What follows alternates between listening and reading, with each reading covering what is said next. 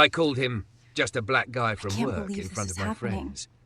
I know, That it same feels like man a is now dream. standing at my door with my favorite flowers and something small hidden in his Elena, hand. will you marry me? If I open this door, I'm not just letting him in, I'm choosing him in front of the whole world. Before we dive in, make sure to hit subscribe, tap like and share this video. The more voices we reach, the louder these stories become. And drop your city in the comments. Let's see where love finds us. Tessa Lane stared at herself in the mirror and wondered when she'd started dressing like she was apologizing.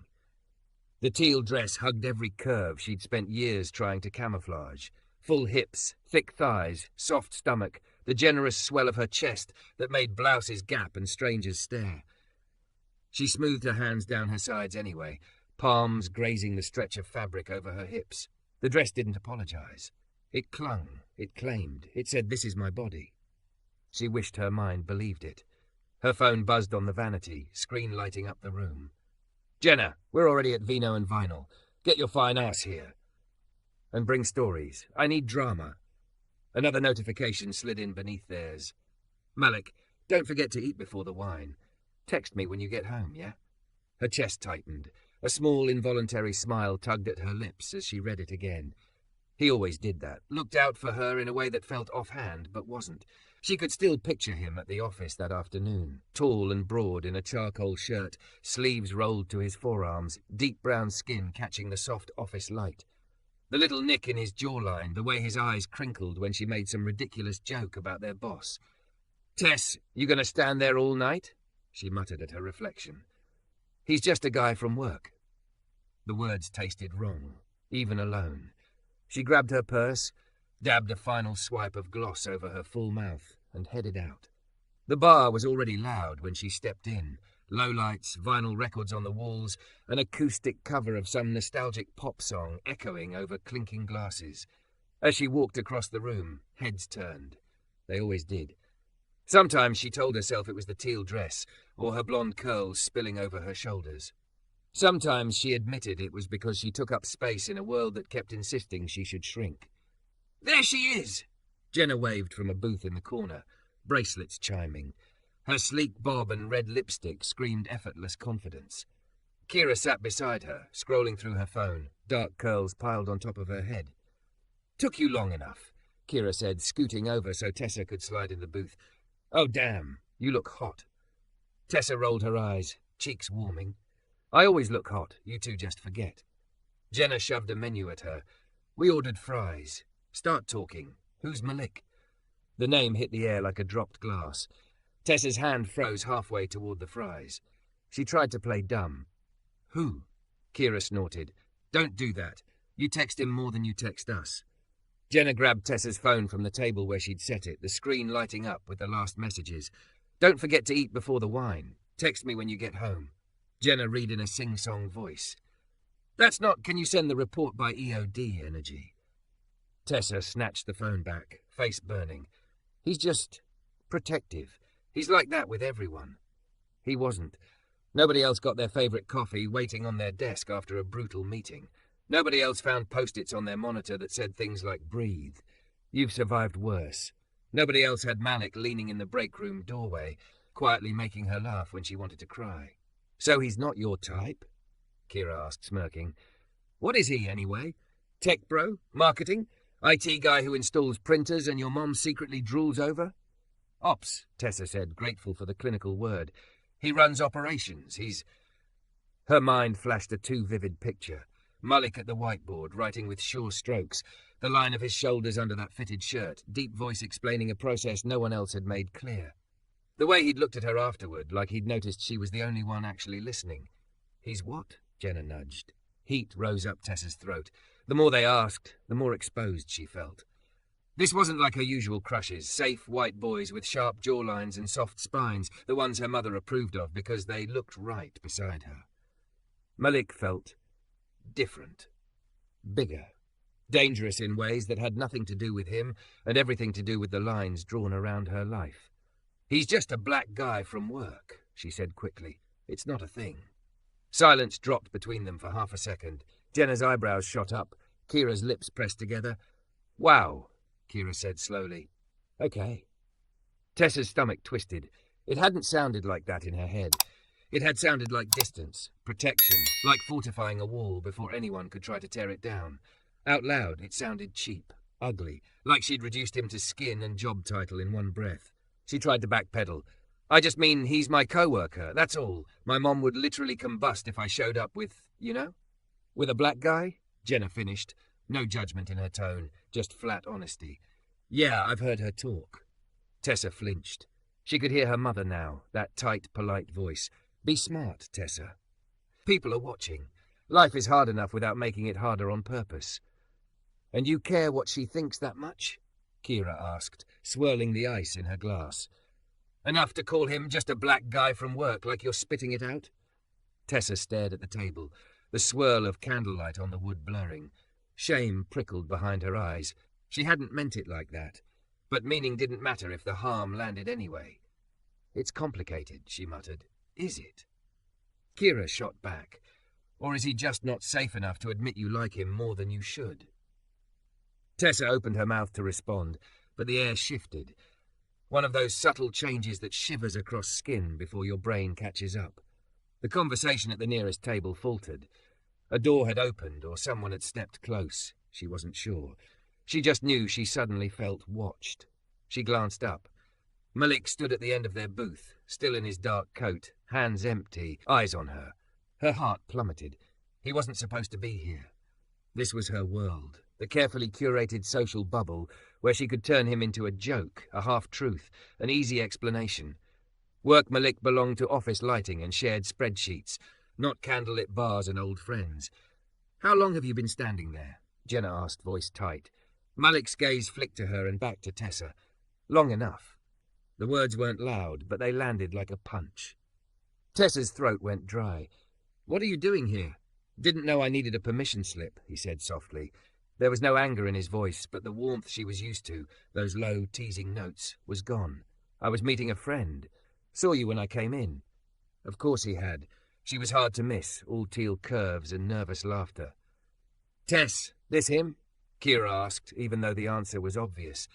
Tessa looked at Malik properly now, really looked. The hurt there was quiet, banked, like a fire someone had thrown a blanket over. His jaw was set, hands in the pockets of his coat like he was physically holding himself back. The urge to fix it surged up fast and desperate.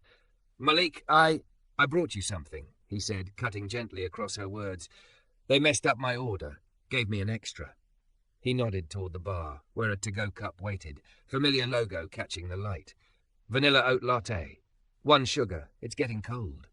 Her chest squeezed so hard she thought something might crack. Malik, I didn't mean... The sentence tangled on her tongue. I didn't mean to reduce you. I didn't mean to let my fear speak louder than what you are to me. I didn't mean to be a coward. None of it sounded right, and all of it sounded too small. He breathed out slowly like he was choosing every word. You know what's funny? He said, almost to himself. At work, you let me see you. All of you. The way you ramble when you're nervous. The way you always steal the last donut and then apologize. The way you look when you're proud of something you built. His eyes met hers, and for a moment she saw the man who'd stood next to her at the copy machine and made even that feel like a shared secret. I thought I knew where I stood. You do, she said quickly. You're my friend. You're just a black guy from work, he finished quietly. The words she'd thrown out so carelessly came back to her, perfectly echoed, heavy now with all the weight she'd pretended they didn't carry. Blood roared in her ears. Jenna shifted beside her. Kira looked away, jaw clenched. Tessa's eyes burned. I'm sorry, she whispered. That's not who you are to me. Maybe not in your head, Malik said, but out here? He gestured between them, around them, at the friends who were carefully not meeting his gaze. Out here, you made it very clear. The bar faded to a low blur, the music, the laughter, the clink of glass. All Tessa could see was the man in front of her, broad shoulders rising and falling with a measured breath, the distance between them suddenly an ocean. He took a half-step back. I won't bother you, he said. There was no dramatics, no accusation, just a quiet decision. Have a good night, Tessa. She wanted to stand, to grab his sleeve, to say, Dear, don't go. I'm scared, not ashamed. Her body refused to move. Her fear of the room, of her mother, of what people would say, welded her to the booth like iron. Malik turned and walked away. Tessa watched his back as he crossed the bar and disappeared through the door, the draught of cold night air washing over her, smelling like rain and regret. Her phone buzzed on the table. It was the message he'd sent earlier, still pinned in her notifications. Open quote, "Text me when you get home." Close quote. She stared at it until the letters blurred, realization crashing over her like a wave. She had finally found someone who saw all of her. And when it was time to choose, she'd chosen other people's comfort over his dignity. For the first time in a long time, Tessa Lane didn't feel too big for the room. She felt incredibly, devastatingly small. Tessa didn't sleep so much as orbit the same four thoughts until sunrise. Every time she closed her eyes, she saw Malik's face under the bar's dim light, the way his voice had gone quiet around the words she'd thrown out like trash. Just a black guy from work. By 5 a.m., she gave up pretending. She showered too long, let hot water pound against her shoulders, watched mascara swirl down the drain when she realized she'd started crying without noticing. In the mirror, her eyes were puffier than usual, lashes clumped, but her body was the same. Thick thighs, soft stomach, curves the teal dress had hugged the night before. She wrapped herself in a black pencil skirt and cream blouse, the fabric pulling just slightly across her chest. Corporate Tessa, safe Tessa, the version that knew her lines. Her phone lay face down on the counter, buzzing occasionally with unread messages from Jenna and Kira. "Jenna, you okay? That was rough." He had every right to be mad. "Call me when you're not hiding." Tessa ignored them. The only message she wanted wasn't there. No Malik. On the commute, the city blurred past her bus window, grey buildings, early joggers, a man balancing coffee trays on a bike. Every black man she saw made something inside her twist, like her guilt had gone wide angle. When the elevator doors slid open on her floor, she was earlier than almost everyone else. The open-plan office felt strange without the usual murmur, just the hum of AC and the click of her heels on polished floors. She glanced toward the break area automatically. The coffee machine gurgled quietly. On the counter, someone had lined up the usual array of mugs. No familiar cup waited by the second machine with a doodle on the lid. No breathe note stuck to her monitor. Of course not, she thought, stomach dipping. Why would there be? She dropped her bag at her desk and stared at her blank screen, fingers hovering over the keyboard, then snatched her phone instead. Her thumbs flew without permission. "I'm so sorry about last night. I was stupid and scared, and I hurt you, and I hate that I did that. Can we talk, please?" She reread it 3 times, heart-pounding, and deleted it. It felt like trying to slap a bandage over a wound she'd carved herself. Footsteps approached behind her. For a moment, hope flared so bright it hurt. "Tess, you're early." Not Malik, just Tom from accounting, clutching a stack of reports. She forced a smile. "Yeah, couldn't sleep." "Big presentation today?" he asked, nodding toward the conference room where she and Malik were supposed to present their new workflow to senior management. Her stomach flipped. Right. The presentation. There was no if about seeing him. HR had ensured that. "Yeah," she said faintly. Something like that. By 9, the office buzz had filled in. Chairs rolled, phones rang, keyboards clacked. Tessa watched the entrance to their section like it was a stage. 9:10, 9:15. At 9:20, Malik walked in. He wore a slate blue shirt today, sleeves rolled just enough to show his forearms, dark trousers sitting easy on his hips. He looked like he always did, steady, composed, grounded. If she didn't know better, she could have believed nothing had happened. Except that he didn't glance at her. He nodded to a few people, set his bag by his desk, logged in. His face was neutral, professional. Tessa's chest hurt. She hovered for 10 full minutes, rehearsing every possible opener. "Can we talk? I'm sorry. I was wrong. Please don't look at me like that." None of them sounded strong enough to cross the distance between their desks. Finally, she stood before she could talk herself out of it and walked over, palms damp. "Hey," she said quietly. Malik's hands paused over his keyboard. After a beat, he looked up. His eyes were polite, not cold, not warm, just distant. It was the absence of familiarity that knocked the breath out of her. Morning, 2 syllables.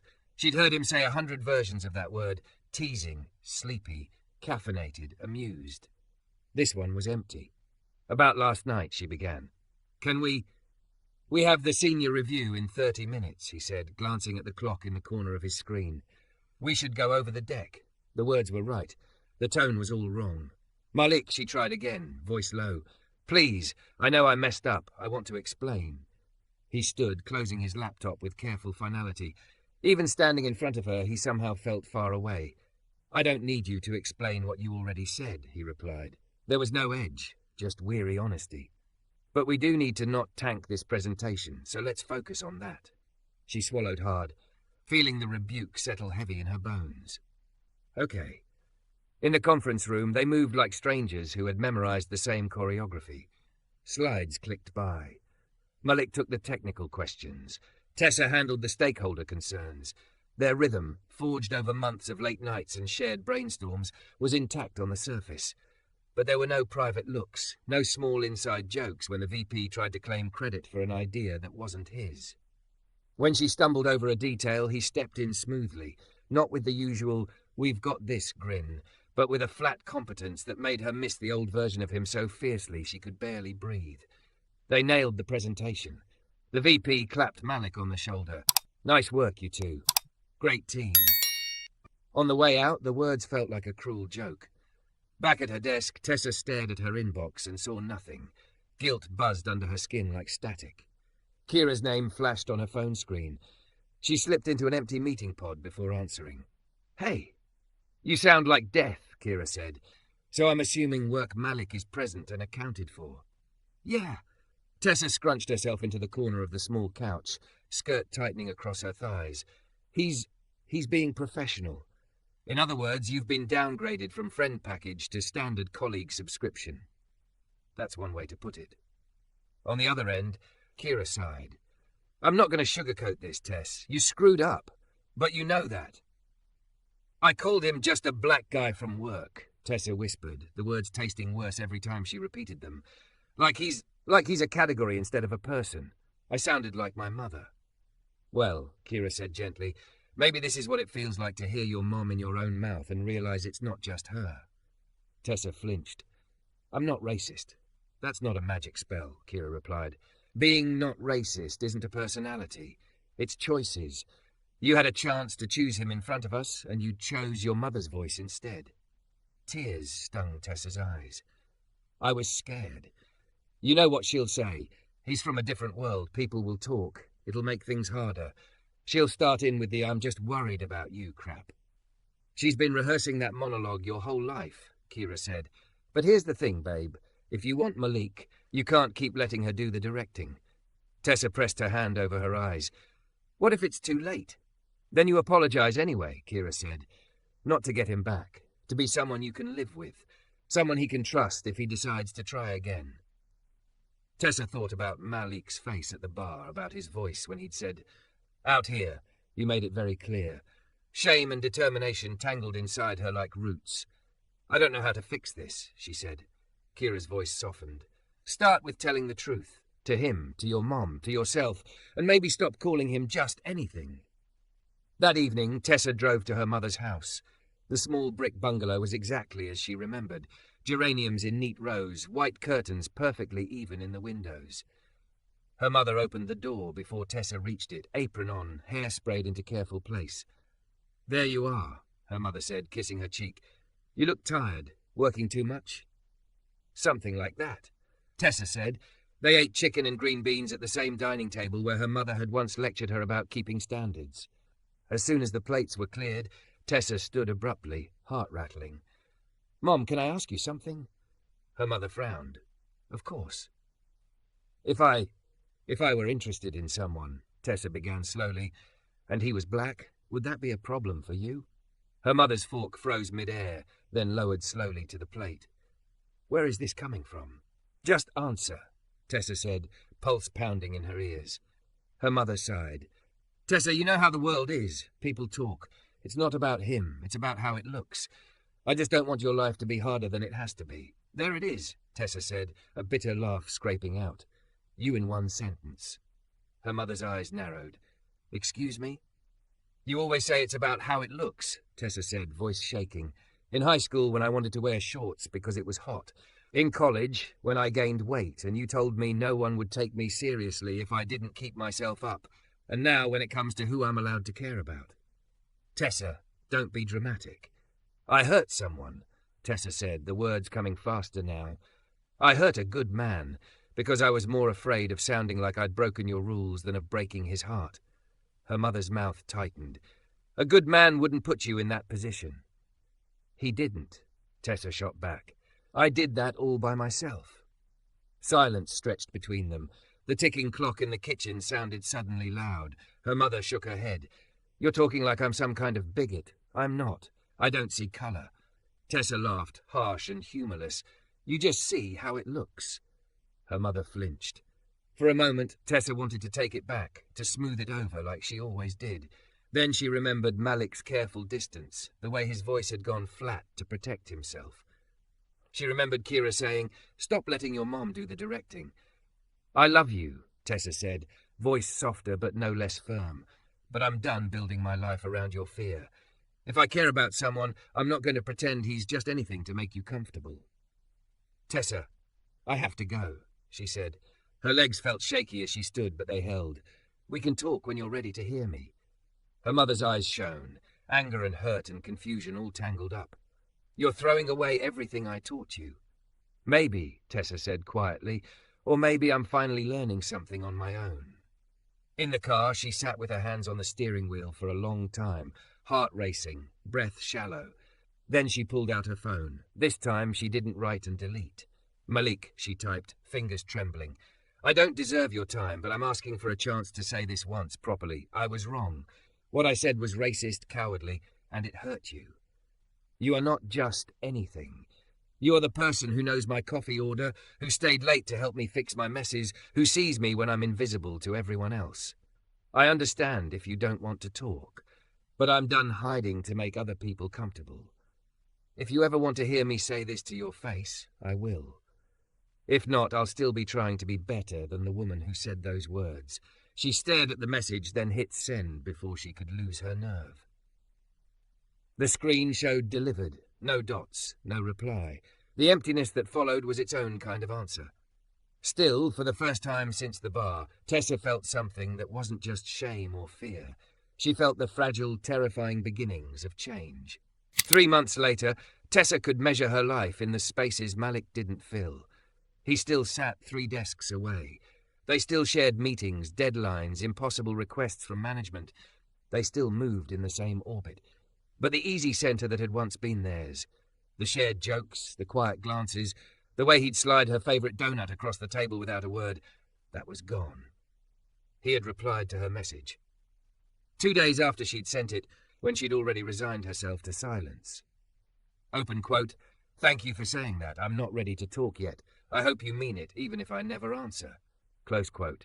She'd stared at those lines until her vision blurred, heart aching with both relief and loss. He owed her nothing else. So she decided to do the only thing that felt honest, change, whether he was looking or not. She spoke up in meetings now. When a manager brushed off Malik's concerns with a flippant, "Our guys in ops will figure it out," she interrupted, voice steady. "Malik already has. He designed most of this workflow. You should let him walk you through it."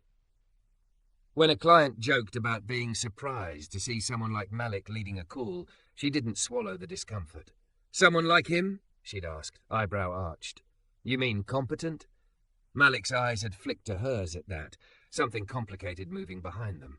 She started therapy too, because she was done pretending that her mother's voice lived only in her mother's throat. She learned to sit in the shame, without collapsing under it, to hear "I'm not racist" in her head and ask, "Okay, but what are you actually doing?" She apologized to Jenna and Kira properly. Not the half-hearted, "I didn't mean it, you know me," but a full, raw admission. "I said something ugly because I was more scared of making my mom mad than of hurting someone I care about. If you see me slipping back into that, call me out." They did, more than once. Little by little, something in her posture shifted. She stopped shrinking herself in photos, stopped tugging at her skirts like her curves were a problem to solve. When she walked through the office, she walked like she belonged there, not because of her body, not in spite of it, but with it. Malik noticed. She could tell by the way his gaze lingered a second longer some mornings, by the way his jaw relaxed when she shut down certain comments before he had to. It wasn't forgiveness. It was observation. waiting to see if this was a phase or a new foundation. One rainy Thursday, she found a post-it on her monitor. Slide 14, swap charts. No doodle, no smiley face, just his low, quick handwriting, but it was the first note he'd left her in months. Heart pounding, she carried her laptop to his desk. "You mean this?" she asked, opening the slide. He nodded. "Yeah, if you present it this way, they're less likely to hijack it." There was a long pause. The hum of the office seemed to dim. "Thank you for the text," he said at last, eyes on the screen, not her. "And for what you said in the Stevens meeting last week." "You heard about that?" "I was on mute," he said. "Didn't need to fight that one myself for once." Colour rose to her cheeks. "I wasn't performing. I just didn't want to sit there and let that slide." "I know," he said. "That's why it mattered." Finally, his gaze lifted to hers. There it was, that soft focus he used to give her, like he was letting her in on some secret. It was duller now, wary, but it was there. "I'm still not ready for whatever we were before," he said carefully, "but I see you doing the work, and that counts." Emotion punched her in the chest. "I'm not doing it to get you back," she managed. "I mean, if that happens someday, I won't complain, but I can't undo what I said. I can only decide who I want to be now." His mouth twitched, a ghost of a smile. "That's the most grown thing I've ever heard you say." She huffed a watery laugh. Rude. He looked like he was fighting a bigger smile now. "Come on, Lane. We've got a deck to fix." Weeks turned into months. Their relationship, if she could call it that, regrew like something cautious and green pushing through scorched earth. They started having coffee again, but in shared spaces, not tucked into corners. She asked more questions and did more listening. He told her about growing up the only black kid in his honours classes, about security guards who followed him around stores, about how exhausting it was to always be preemptively soothing other people's fear. She told him about her mother's tight smile, about being the pretty one if you just lost 10 pounds, about how whiteness had cushioned her from so many things she'd never even noticed. She introduced him to Jenna and Kira properly, not as someone from work, but as Malik, the person who keeps half this company standing. When Jenna raised a brow, Tessa held her gaze until Jenna sighed and stuck out her hand. "Nice to finally meet the guy who knows this one's coffee order better than we do." He came to her mother's house once, months later, for a quick drop-off after they'd been working late. It wasn't planned. He was just giving her a ride because her car was in the shop. Her mother opened the door and froze for a second too long. "Mom, this is Malik," Tessa said, feeling her own pulse banging in her ears. "My partner." The word tasted terrifying and exactly right. Her mother's eyes flicked between them. Tessa watched the calculations happen, their skin, their bodies, the invisible audience her mother was always performing for. Then, for the first time in her life, Tessa didn't wait for the verdict. "I love him," she said, before her mother could say anything. The admission poured out of her like a long-held breath, and if that makes my life harder, I'll take it, but I won't make him smaller to make it easier for you. Silence. Her mother's lips pressed together. For a moment, Tessa thought she'd slam the door. Instead, her mother extended a hand, stiff, formal. "Nice to meet you, Malik," she said.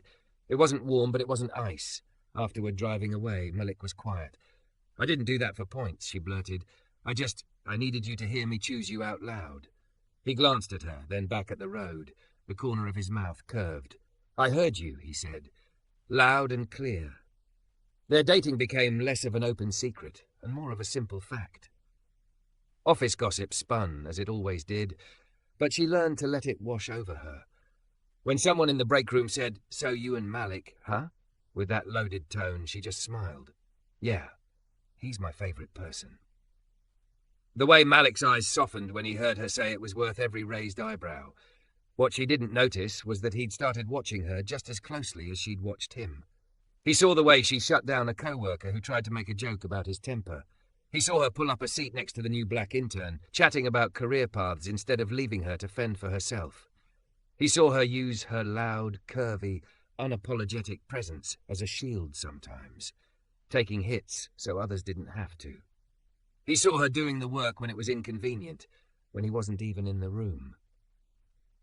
One Friday, nearly a year to the day since the night at the bar, Tessa trudged up the stairs to her apartment after a long week, feet aching in her heels, curls frizzed from the drizzle outside. She'd stayed late finishing a report so Malik could leave on time to make his nephew's recital. Her teal dress clung to her curves, wrinkled now from hours in a chair. All she wanted was sweatpants and silence. Instead, when she turned the corner, she almost dropped her keys. Malik was standing by her door. He wore a dark jacket over a crisp white shirt, collar open at his throat. His hair was freshly lined up, beard trimmed. In one hand he held a bouquet so big it looked like it belonged in a movie, bursts of coral and blush and cream. Peonies, her favourite. She'd told him that once, months ago, in a throwaway conversation about her grandmother's garden. Peonies are my favourite, she'd said, tracing the photo on her phone. They're messy and loud and impossible to ignore. Like me, I guess he'd laughed and said, yeah, exactly like you. You're early, she blurted, heart slamming. I thought you'd still be at the recital. It ended, he said, eyes soft as they took her in. He nailed his solo. I needed to see you. Her gaze flicked to the flowers. Okay, those are ridiculous. You like ridiculous, he said. Or did you lie about the peonies too? She laughed, throat tight. No, those are real. Good, he held them out. These are for you. As she took them, the stems cool and damp against her fingers, she noticed his other hand. For once, he wasn't hiding it in his pocket, but he kept flexing it, like he was working up courage. Malik, she said slowly, what's going on? He exhaled, the kind of long breath you take before jumping into deep water.